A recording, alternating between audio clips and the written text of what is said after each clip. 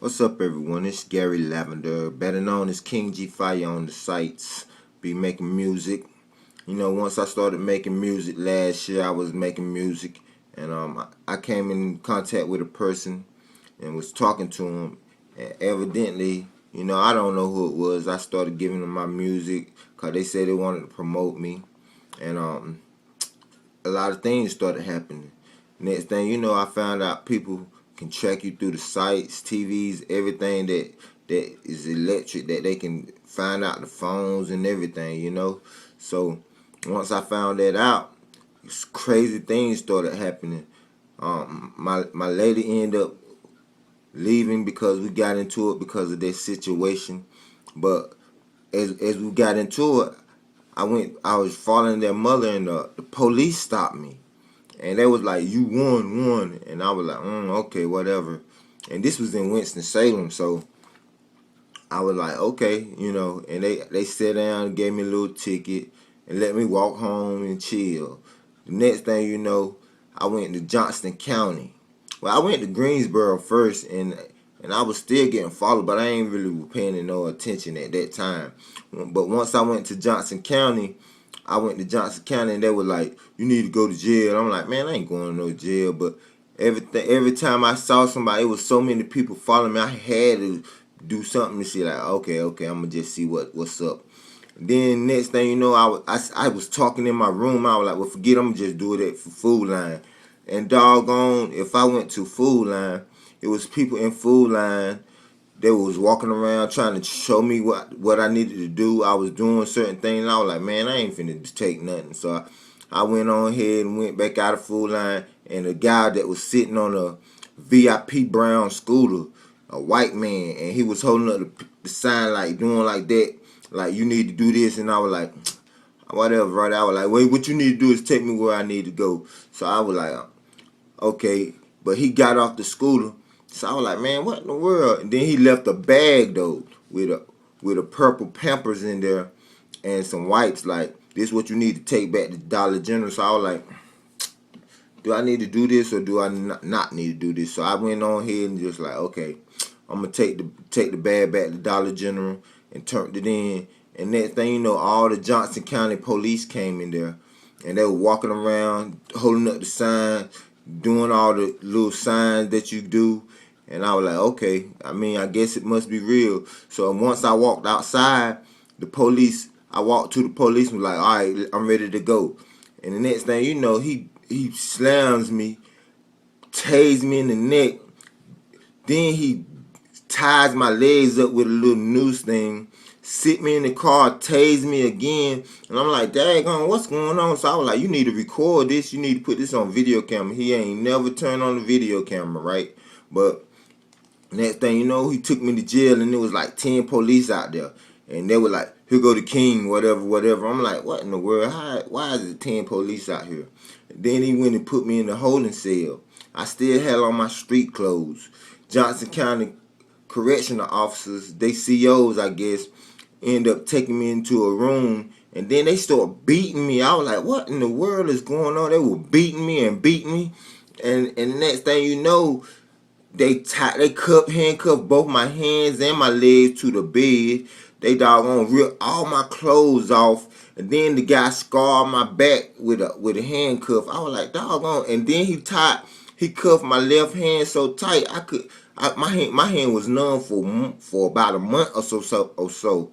And they even brought the nurse in there while I was butt naked in the bed, on a metal bed with no clothes on, and I hadn't even really done. And I'm like, "What in the world? Why are they doing this to me?"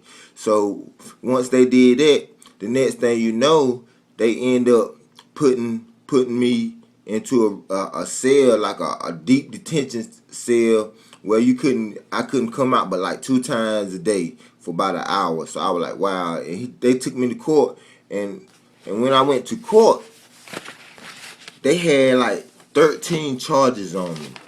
I was like, "Man, what is this 13 charges?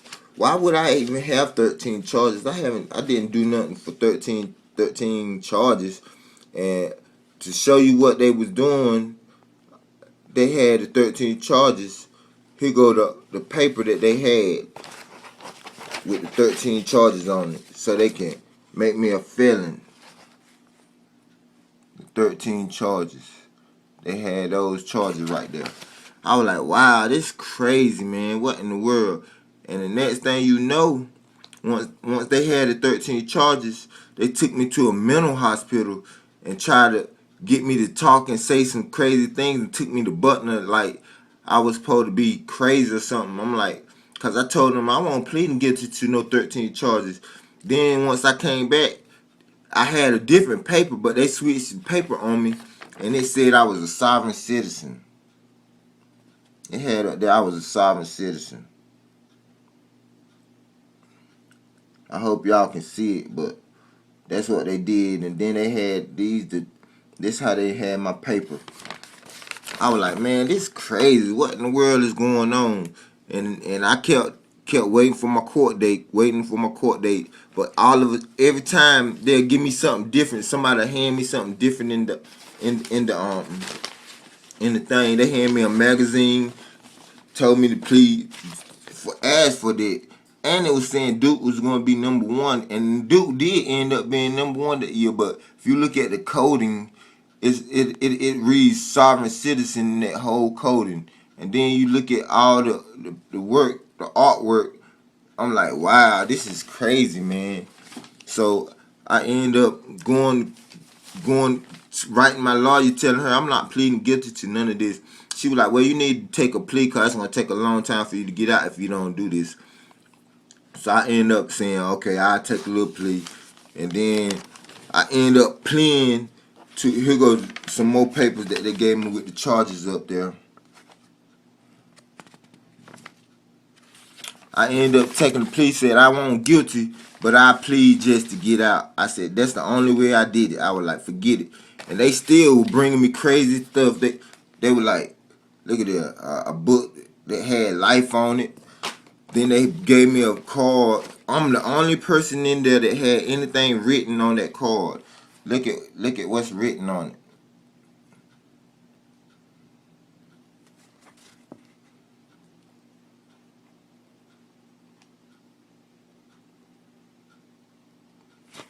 Yeah, I know, kind of crazy.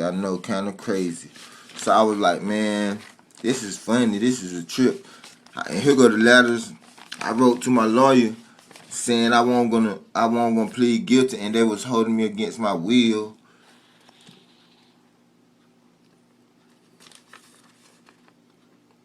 I wrote long letters, man, and I was saying they was violating my constitutional rights.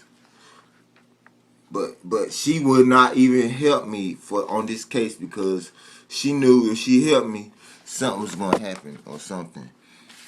So I was like, this is crazy, man. I ain't gonna worry about it. All right. Once I started going through all this craziness, and then I went to court, and they gave me them 13 charges. They dropped them and only did the charge that made me a felon. And once I took the felony case, they even, like, I was supposed to go to court on one day, and they changed the court date because my ex-wife was there waiting in case something happened so she can get me out. So they changed the court date, man. They held the court all that day, and I was thinking I was supposed to go to court, but they changed the court date. I then once went to the court on the next time on like the 30th of December, when they knew she wasn't there.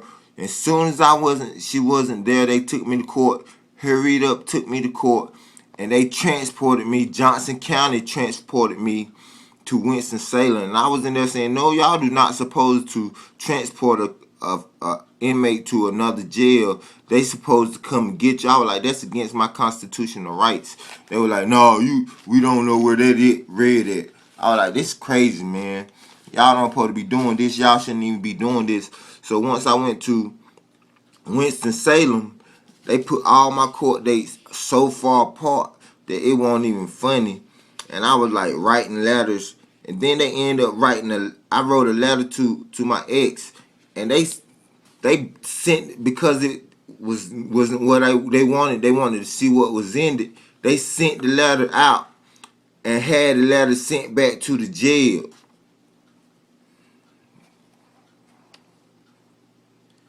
Yeah, I know, right? Crazy. I wrote a grievance on it. They said it was non-grievable. Yeah, I know, that's crazy, right? Non-grievable. They do our people wrong in there. It's such a bad thing that they do to our people, man. And I had to get this out.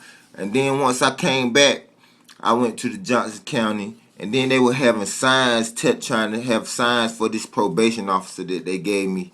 And the next thing you know, I hadn't been out of jail but a little couple of minutes. And they violate my jail time. I was like, what in the world is going on? Why would I be violated? He talking about you on at the place where you was supposed to be. But I was at the house the whole day, so I know he telling the story on that situation. So he just wanted to violate me and make sure that I didn't do whatever, so they can violate me. Then I was like, man, this don't make no sense. So I end up having to go back to jail for a week. And then I said, well, let me transfer my stuff to Wilson.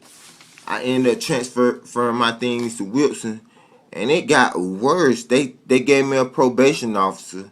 He was like, man, you shouldn't even be on probation. They ain't even give me no probation where I had to pay no money. I only ended up paying like $17. I ain't even have to pay no probation fees or anything. So that was some type of setup, because then everybody I talked to, they were like, man, you lucky you don't got to pay no cost. All you had to pay was $17. I was like, yeah, that's crazy, right? So they ended up giving me a probation officer. He was like, man, look, I'm gonna see if I can get you off. Soon as he said that, they switched him. Gave me this other probation officer, and he worked so hard to violate me. So he gave me a drug test. Man, I was smoking herb. Yeah, I smoked the weed a little bit, and he violated me on the weed smoking. So I was like, wow, this crazy. Okay, but I ain't even really say nothing to that, because I knew only thing that they could do was send you the task. Once they violated me on the weed charge, smoking weed, failing the drug test, they end up switching my probation officer to a dude named Ellis.